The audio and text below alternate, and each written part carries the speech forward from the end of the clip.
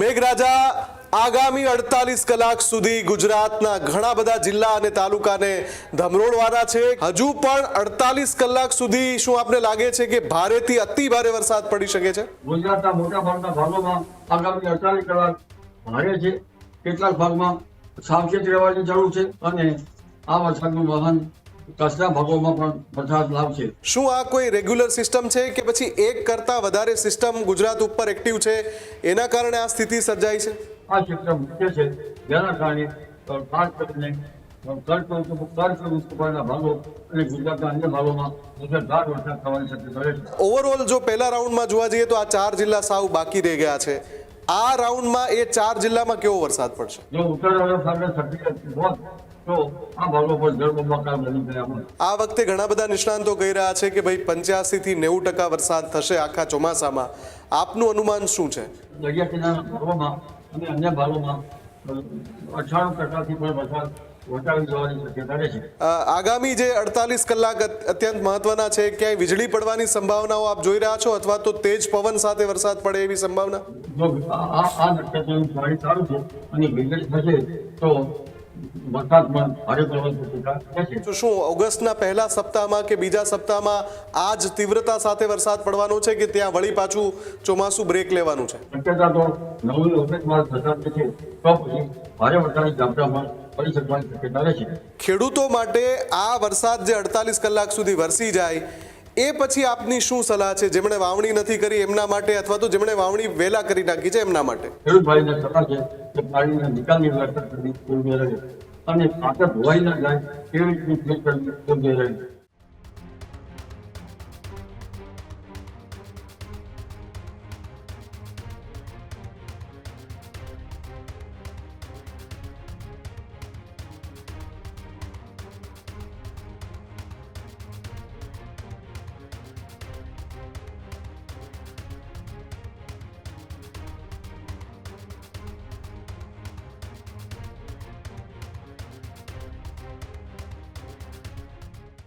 નમસ્કાર, ન્યૂઝરૂમની વિશેષ રજૂઆતમાં આપનું સ્વાગત છે। હું છું મુફદ્દલ કપાસી। ગુજરાત પર છેલ્લા 24 થી 36 કલાકથી મેઘરાજા અનરાધાર અવિરત વરસી રહ્યા છે, પણ હજુ પણ મેઘરાજા વિરામના મૂડમાં નથી। મેઘરાજા આગામી 48 કલાક સુધી ગુજરાતના ઘણા બધા જિલ્લા અને તાલુકાને ધમરોળવાના છે। કેન્દ્રીય હવામાન વિભાગે ગુજરાતના 15 જિલ્લામાં રેડ એલર્ટ આપ્યું છે અને બાકીના તમામ જિલ્લામાં ઓરેન્જ એલર્ટ આપ્યું છે। આની સાથે સાથે windy.com, Skymet weather, weather and radar.com સહિતની જે એજન્સીઓ છે, ઇન્ક્લુડિંગ યુરોપિયન વેધર એજન્સી છે, એણે પણ ગુજરાતને ચેતવણી આપતો એક મેપ રિલીઝ કર્યો છે અને એના કારણે જ આગામી 48 કલાક સુધી ગુજરાતમાં સૌએ સાવચેત રહેવું પડશે, કેમ કે મધ્યમથી ભારે વરસાદ તો પડવાનો જ છે, પણ ક્યાંક ક્યાંક અતિ ભારે વરસાદ પડશે। આગ ફાટ્યું હોય તેવી સ્થિતિ સર્જાઈ શકે છે અને વરસાદનો આ રાઉન્ડ છે, ન્યૂઝરૂમ પર આપણે અગાઉ જે ચર્ચાઓ કરી એ પ્રમાણે 27મી જુલાઈ સુધી ગુજરાતમાં યથાવત રહી શકે છે। આ બધાની વચ્ચે આપણી સાથે અત્યારે જાણીતા આગાહીકાર અંબાલાલ પટેલ જોડાયા ગયા છે। અંબાલાલજી, સ્વાગત છે આપનું। સૌથી પહેલો સવાલ અંબાલાલજી, આ જે રાઉન્ડ છે વરસાદનો, જે 24-36 કલાકથી ગાભા કાઢી રહ્યો છે, હજુ પણ 48 કલાક સુધી શું આપને લાગે છે કે ભારેથી અતિ ભારે વરસાદ પડી શકે છે? 23 ડિગ્રી નોર્થ ઉપર એક સિસ્ટમ બનેલ છે। આ સિસ્ટમ છે એનું કેન્દ્ર સ્થાન ઉત્તર જ છે, એટલે આ શેર ઝોનની આ સિસ્ટમ જમણી છે, જેના લીધે ગુજરાતના મોટા ભાગના ભાગોમાં આગામી 48 કલાક ભારે છે। કેટલાક ભાગમાં સાવચેત રહેવાની જરૂર છે। ખાસ કરીને ગુજરાતના સમગ્ર ભાગો જોવા જઈએ તો દક્ષિણ ગુજરાતના ભાગોમાં તો સ્વાભાવિક રીતે ભારેથી અતિ ભારે વરસાદ થાય છે, થતો જ હોય છે અને લગભગ ભાવનગરના ભાગોમાં અને બોટાદના ભાગોમાં પણ ભારે વરસાદ થવાની શક્યતા રહેશે। ગીર સોમનાથના ભાગો પર વરસાદ થવાની શક્યતા રહેશે, પણ રાજકોટના કેટલાક ભાગમાં ભારે વરસાદ થવાની શક્યતા રહેશે અને આ વરસાદનું વહન કચ્છના ભાગોમાં પણ વરસાદ લાવશે। કચ્છના કેટલાક ભાગમાં ભારે તો કોઈ ભાગમાં અતિ ભારે વરસાદ થવાની શક્યતા રહેશે। વિષુવવૃત્તના ભાગોમાં તો ભારેથી અતિ ભારે વરસાદ થવાની શક્યતા રહેશે। આ ઉપરાંત ભાગોમાં પણ હળવાથી ભારે વરસાદની ઝાપટા પડવાની શક્યતા રહેશે। પોરબંદરના ભાગમાં પણ વરસાદી ઝાપટા પડવાની શક્યતા રહેશે. દ્વારકાના ભાગમાં પણ વરસાદી ઝાપટા પડવાની શક્યતા રહેશે. આ ઉપરાંત ગીર સોમનાથના ભાગમાં પણ વરસાદ થશે. પરંતુ ઉલ્લેખનીય છે કે આ સિસ્ટમની વધારે અસર ગુજરાતના મુખ્ય બધા ભાગોમાં તો છે, પણ ઉત્તર ગુજરાતના ભાગોમાં પણ ભારે રહેશે. જેમાં પાટણના ભાગો, સાણસમાના ભાગોમાં વરસાદ થવાની શક્યતા રહેશે, પરંતુ મહેસાણાના કેટલા ભાગમાં વરસાદ થવાની શક્યતા રહેશે. બનાસકાંઠાના કેટલા ભાગમાં ભારેથી અતિ ભારે વરસાદ થવાની શક્યતા રહેશે. અને પાલનપુર, ડીસા વગેરે ભાગોમાં વરસાદ થઈ શકે. વાઘ વગેરે ભાગોમાં વરસાદ થવાની શક્યતા રહેશે. પરંતુ સાબરકાંઠાના ભાગોમાં પણ ભારેથી અતિ ભારે વરસાદ થવાની શક્યતા રહેશે. અને અરવલ્લીના ભાગોમાં પણ ભારે વરસાદ થવાની શક્યતા રહેશે. પંચમહાલના ભાગોમાં પણ ભારેથી અતિ ભારે વરસાદ થવાની કેટલાક ભાગમાં શક્યતા રહેશે. એટલે આ સિસ્ટમના કારણે જનધને આગામી 24 કલાક અને ત્યારબાદ 48 કલાક સાવધ રહેવાની જરૂર છે. સિસ્ટમની અસર તો તારીખ 27 સુધી રહેવાની રહેશે. તેમજ લગભગ મધ્ય ગુજરાતના ભાગોમાં, વડોદરા વગેરે ભાગોમાં ભારે વરસાદ થવાની શક્યતા રહેશે. ભરૂચના ભાગોમાં, નર્મદા તાપીના ભાગોમાં ભારે વરસાદ થવાની શક્યતા રહેશે. અને લગભગ પૂર્વ ગુજરાતના ભાગોમાં ભારે વરસાદ થવાની શક્યતા રહેશે. મધ્ય ગુજરાતના ભાગોમાં પણ ભારે વરસાદ થવાની શક્યતા રહેશે. ખાસ કરીને રાજસ્થાનના, ગુજરાતના સર્વાંગના ભાગોમાં ભારેથી ભારે વરસાદ થવાની શક્યતા રહેશે.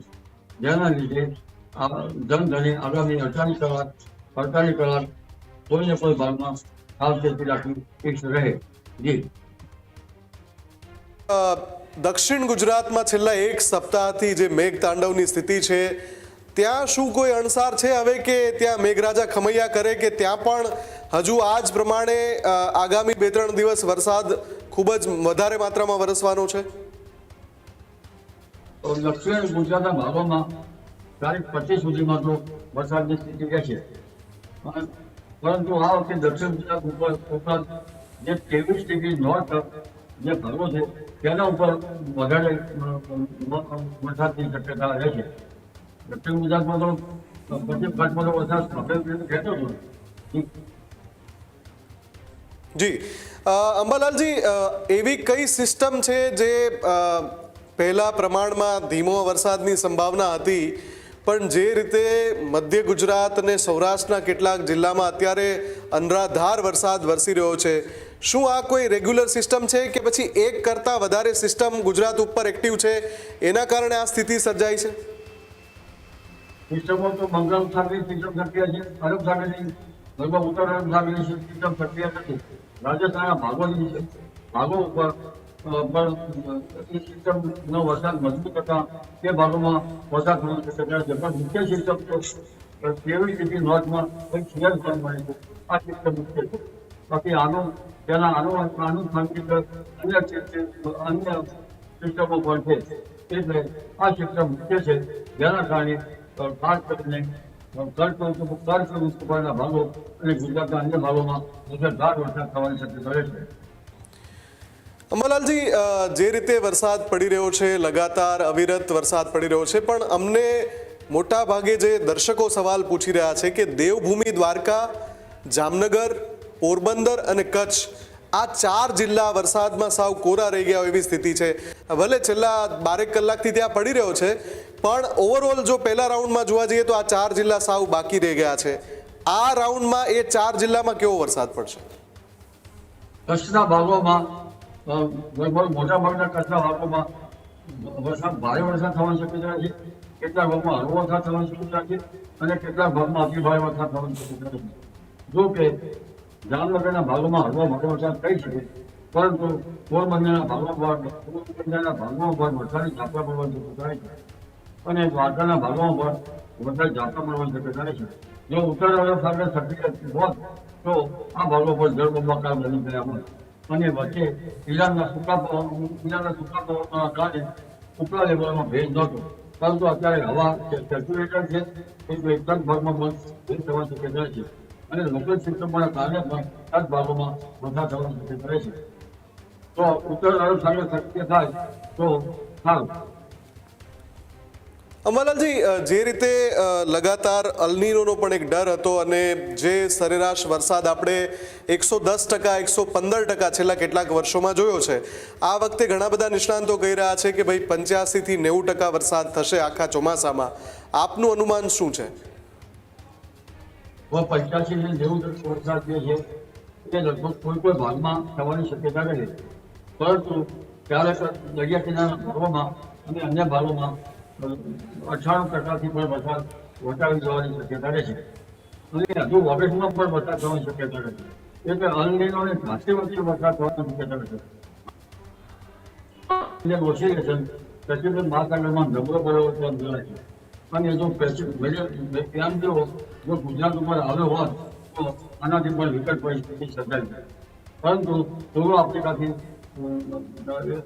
એ સોમાલિયાના ભાગોમાંથી સીધો જ પેસિફિક મહાસાગરમાં આ મેલેરિયા ઓસિલેશન સાથે અને ત્યાં નબળો પડ્યો છે. એટલે પણ મજબૂત સિસ્ટમો પોતાની પેરામીટરો મજબૂત ન હોત તો આ વરસાદ થઈ રહ્યો છે. બંગાળ સાગર પણ સક્રિય થાય એટલે કેટલાક જાણે હજાર ઘરો વચ્ચે આ વરસાદ કેમ થઈ રહ્યો એ સમજાતું નથી. અચ્છા અંબાલાલજી, ગઈકાલે અમદાવાદ, ગાંધીનગરમાં જે રીતે વરસાદ પડ્યો, ભારે પવન સાથે વરસાદ અને એલર્ટ પણ હતું હવામાન વિભાગનું કે ખૂબ તેજ ઝડપથી પવન ફૂંકાય અને વીજળી પણ ખૂબ થાય. આગામી જે 48 કલાક અત્યંત મહત્વના છે, ક્યાંય વીજળી પડવાની સંભાવનાઓ આપ જોઈ રહ્યા છો અથવા તો તેજ પવન સાથે વરસાદ પડે એવી સંભાવના? વીજળી વિનાના મેઘો વરસતા નથી. વીજળી વરસાદનો માર્ગ બતાવે છે. એટલે વીજળીના કારણે ભડાકા સાથે કેટલાક ભાગમાં વરસાદ થવાની શક્યતા તો છે, પણ પવનની ગતિ વધારે છે. એટલે પવનની ગતિના હિસાબે કાચા મકાનના છાપરામાં કંઈક અસર થઈ શકે અને તેજ પવનની ગતિ સાથે વરસાદ થવાની શક્યતા રહેશે. બપોર બીજા ભાગોમાં સામાન્ય રીતે કોઈ પણ ભાગમાં વીજળી થવાની શક્યતા રહે.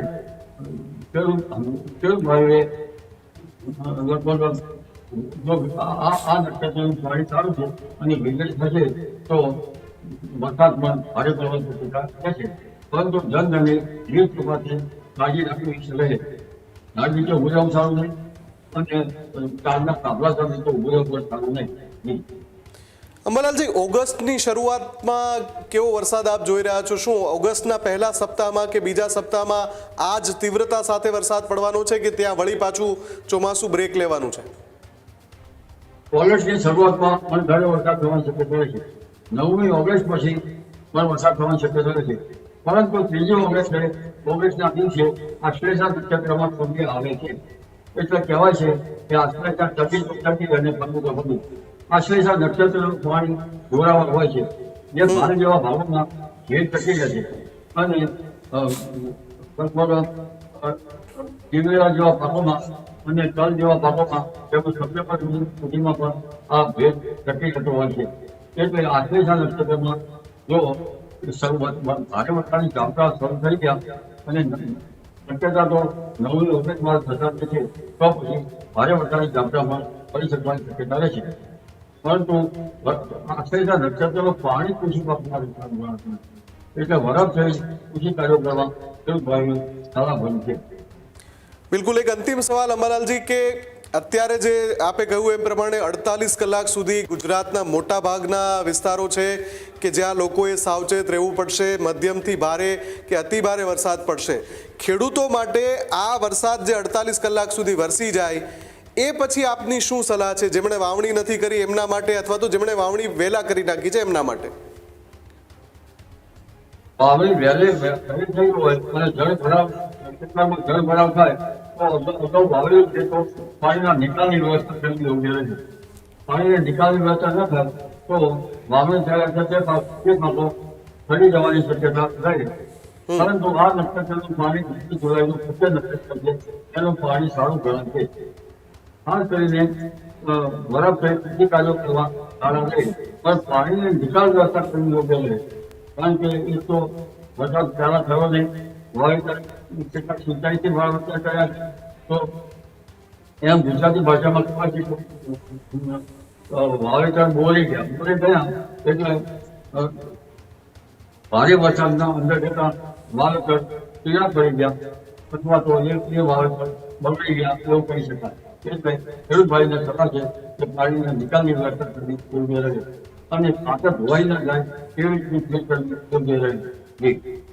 અને અંબાલાલજી, જેમની વાવણી બાકી છે કચ્છના ઘણા બધા વિસ્તારમાં અને જે પશ્ચિમ સૌરાષ્ટ્રના ઘણા બધા વિસ્તારમાં અમુક ખેડૂતોએ વાવણી બાકી રાખી છે, એમના માટે શું સલાહ છે? પશ્ચિમ સૌરાષ્ટ્રના ભાગોમાં મેં કહ્યું ઉત્તર ભાગ સક્રિય થતો બરાબર છે, પણ આ મજબૂત સિસ્ટમ કે કેવી રીતે નોંધ પર બની છે ઉતરાયના ગરમ થયેલા રોડ પર તે સિસ્ટમમાં લગભગ ભેજ થશે રાજ્યના વિવિધ ભાગોમાં. ત્યાં ભેજના કારણે પોરબંદર, જામનગર અને દેવભૂમિ રાજ્યમાં જો સારો વરસાદ થાય તો ત્યાં માલધારીઓ વસ્તી વધારે છે તો ઘાસચારાના પાકનું વાવેતર કરી શકે તેમ છે. મારું માનવું છે કે કચ્છ ભાગમાં વરસાદની ઘાસચારા કરે છે કારણ કે આવા ક્ષેત્રોની શક્યતા છે કે લોકલ સિસ્ટમમાં થાય. બિલકુલ આભાર અંબાલાલજી અમારી સાથે જોડાવા બદલ અને આ ખૂબ જ મહત્વપૂર્ણ માહિતી આપવા બદલ.